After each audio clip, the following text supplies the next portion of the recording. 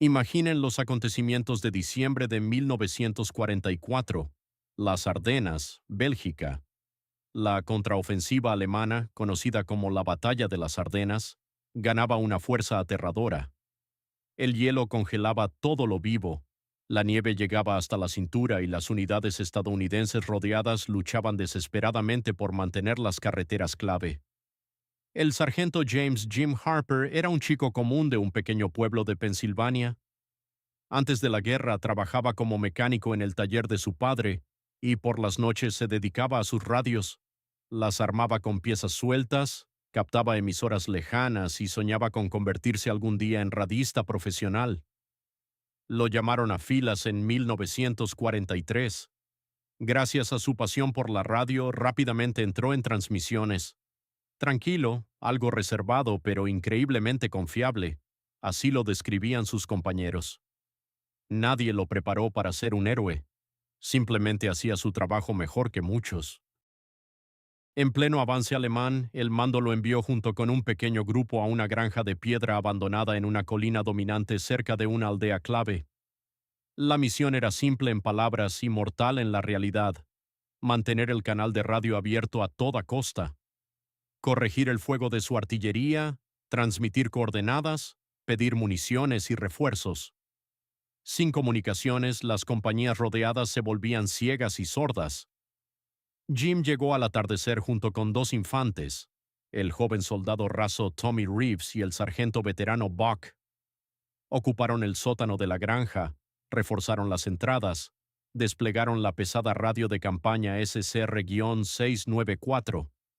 Tenían baterías de repuesto, raciones secas, unas cuantas granadas y sus armas personales.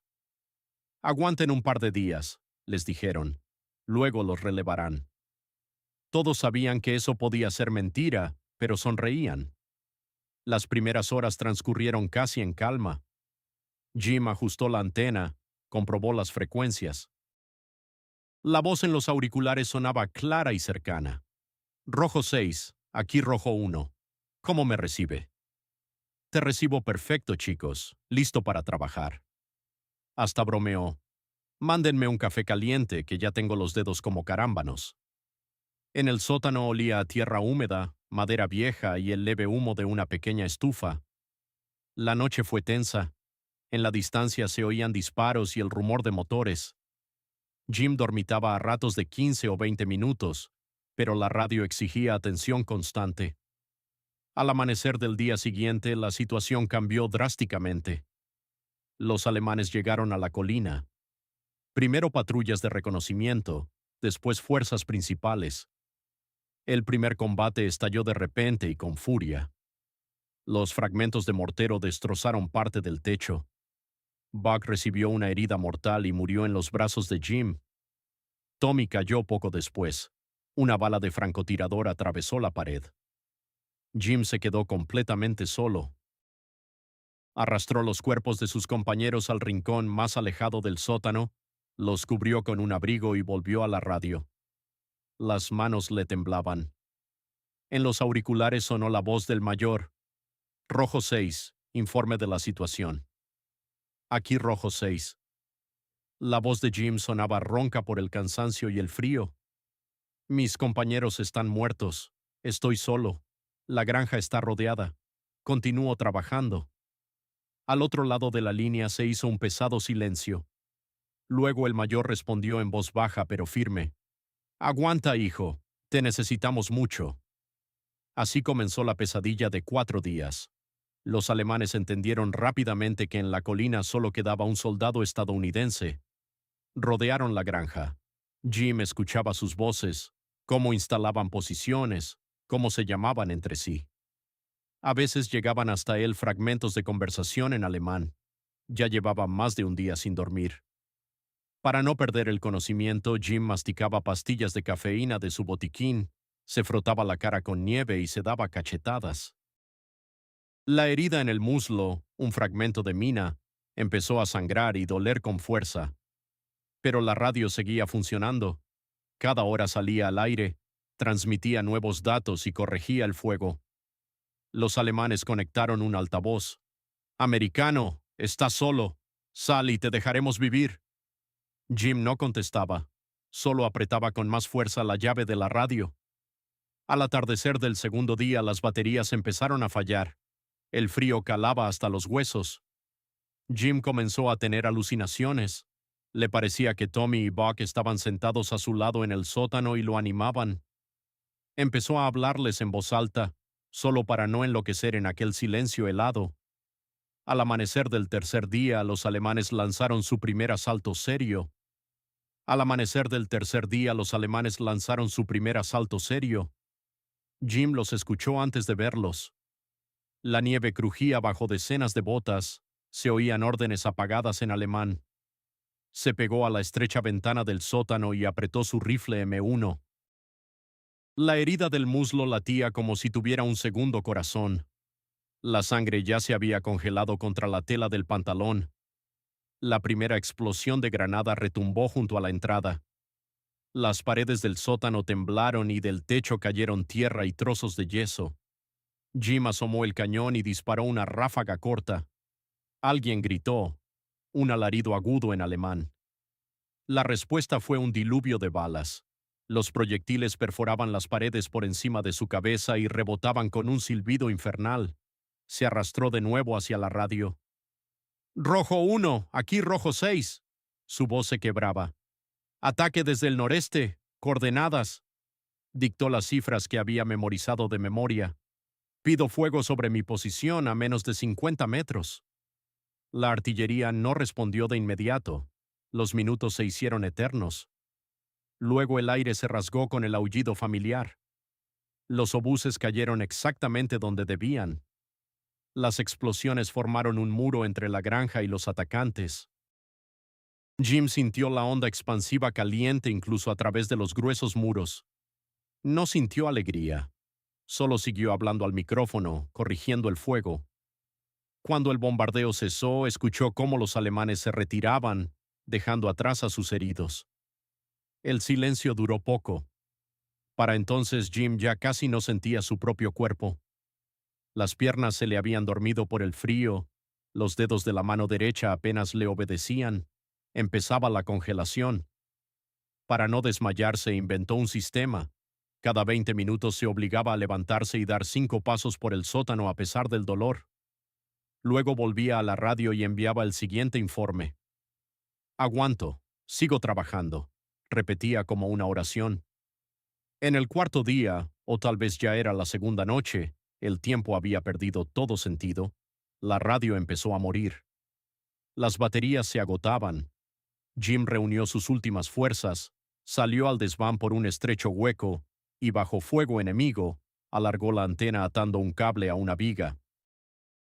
Una bala pasó a centímetros de su cabeza. Ni siquiera se agachó. Al volver al sótano, escuchó en los auriculares la voz ya conocida del mayor.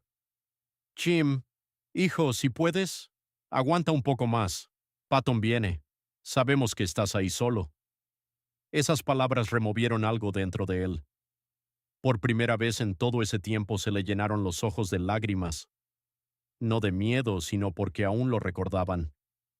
Porque no era solo un tornillo olvidado en la máquina de guerra. Las alucinaciones se volvieron más fuertes. Ahora le parecía que Tommy estaba sentado contra la pared limpiando su rifle y que Buck lo regañaba por no comer.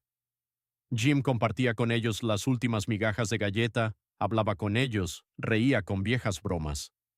En un momento se sorprendió gritándole a Tommy que no se asomara. Los alemanes también se cansaban. Ya no atacaban a campo abierto. Actuaban con más astucia. Los zapadores intentaban acercarse de noche para minar los accesos o volar las paredes. Uno de ellos llegó muy cerca.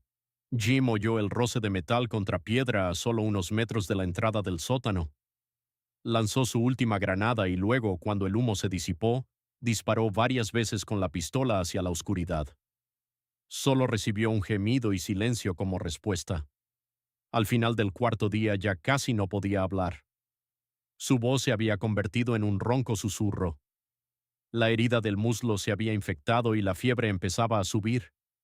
Pero la radio seguía funcionando, y mientras funcionara, él seguiría transmitiendo. En uno de los momentos más duros, cuando la conciencia empezaba a fallarle, Jim sacó del bolsillo una carta arrugada de su novia Elizabeth, la última que había recibido antes de la ofensiva. La leyó en voz alta, aunque apenas distinguía las letras bajo la débil luz de la lámpara de queroseno. «Voy a volver», susurró al vacío. «Solo espérame».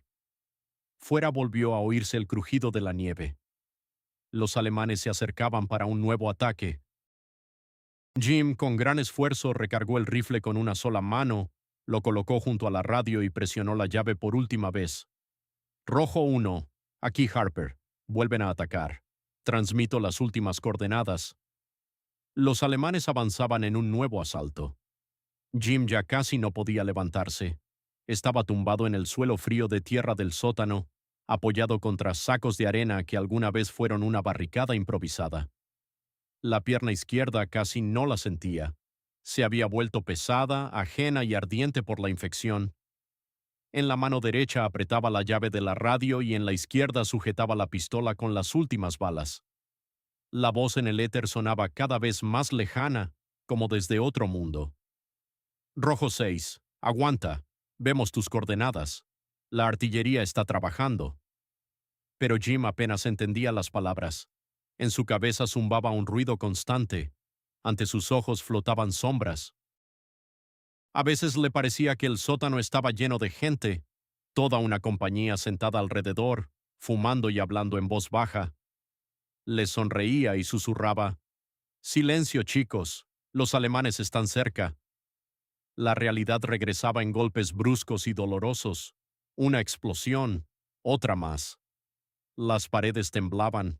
Una ametralladora alemana disparaba largas ráfagas contra el piso superior, cortando cualquier posibilidad de salir. Luego llegó el sonido más terrible: botas pesadas justo encima de su cabeza.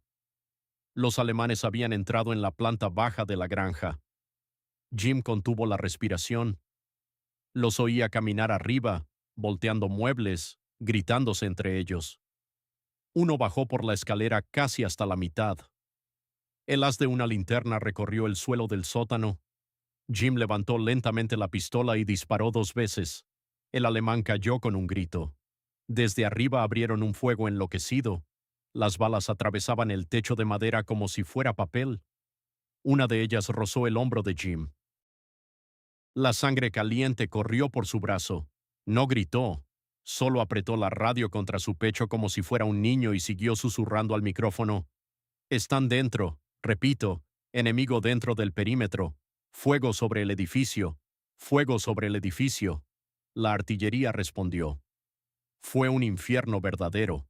Los obuses estallaban tan cerca que a Jim se le reventaron los tímpanos por el estruendo. Parte del techo se derrumbó, enterrándolo bajo tierra y escombros. Pensó que había llegado el final, pero cuando el polvo se asentó todavía respiraba, y la radio, por milagro, seguía funcionando. El cuarto día llegaba a su fin. Jim ya no distinguía el día de la noche. El tiempo se había convertido en una niebla gris de dolor, frío y agotamiento. Deliraba. Hablaba con su padre, pedía perdón a su madre por haberse ido a la guerra. Le prometía a Elizabeth que le traería un recuerdo de Europa, alguna piedra bonita de las Ardenas. A veces se reía, bajito, ronco, casi sin sonido. Lo más duro era el silencio de la radio. Cuando las baterías se agotaron del todo, Jim reunió sus últimas fuerzas, desarmó la linterna y conectó sus pilas directamente al transmisor. Funcionaba débilmente, pero la señal pasaba. Envió un último paquete de coordenadas, el más importante. Una columna alemana con refuerzos y combustible avanzaba por la carretera de abajo. Si lograban destruirla, el avance quedaría detenido. «Esto es lo último», susurró. «Ya no puedo más». No sabía si lo habían escuchado. No hubo respuesta, solo el crepitar de las interferencias. En un momento perdió el conocimiento. Despertó por el frío o porque alguien lo llamaba por su nombre. Los alemanes estaban otra vez cerca. Esta vez no disparaban. Gritaban que se rindiera. Le prometían comida, médico, una cama caliente. Una voz incluso hablaba en inglés con fuerte acento. Soldado, eres un héroe, pero tu guerra ha terminado. Sal. Jim sonrió con los labios agrietados. Tomó el micrófono por última vez y, reuniendo todas sus fuerzas restantes, graznó al éter en texto abierto para que también los alemanes lo oyeran. Rojo 1. Aquí Harper. Todavía estoy aquí. No pasarán mientras yo respire. Después de eso se cayó. Ya no le quedaban fuerzas. Solo se quedó tumbado, sosteniendo la radio contra su pecho, mirando al techo donde a través de las grietas se filtraba una débil luz gris. El cuarto día terminaba. Jim no sabía cuánto más podría resistir. Ya no sentía ni manos ni pies, solo el leve calor de la radio contra su corazón, lo único que le recordaba que todavía estaba vivo. Y en algún lugar lejano, más allá de los bosques nevados, las columnas americanas del general Patton se abrían paso entre la ventisca precisamente gracias a esa voz que se negaba a callar. En el quinto día todo cambió. Jim ya no recordaba cuándo había perdido el conocimiento por última vez. Yacía bajo los escombros, medio enterrado en tierra, con la radio apretada contra el pecho como si fuera un ancla que le impedía marcharse del todo. Su respiración era débil y superficial. La sangre de las heridas en el muslo y el hombro ya casi no fluía. El cuerpo ahorraba sus últimas fuerzas. Fuera se oyó un sonido nuevo. No eran órdenes alemanas ni explosiones, sino el rugido de potentes motores, el ruido metálico de orugas y voces estadounidenses. Patton había logrado romper el cerco. La vanguardia de la cuarta división blindada finalmente había llegado al sector. Los alemanes comenzaron a retirarse. Se iban deprisa, abandonando muertos y heridos, dejando equipo atrás.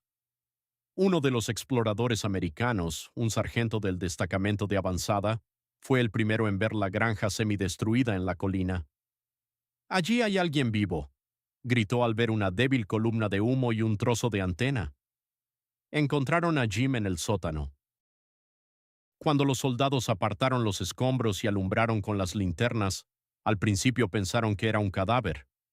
Rostro demacrado y congelado, barba crecida, ojos cerrados, sangre en el abrigo. Pero luego un médico le puso los dedos en el cuello y soltó una maldición en voz baja.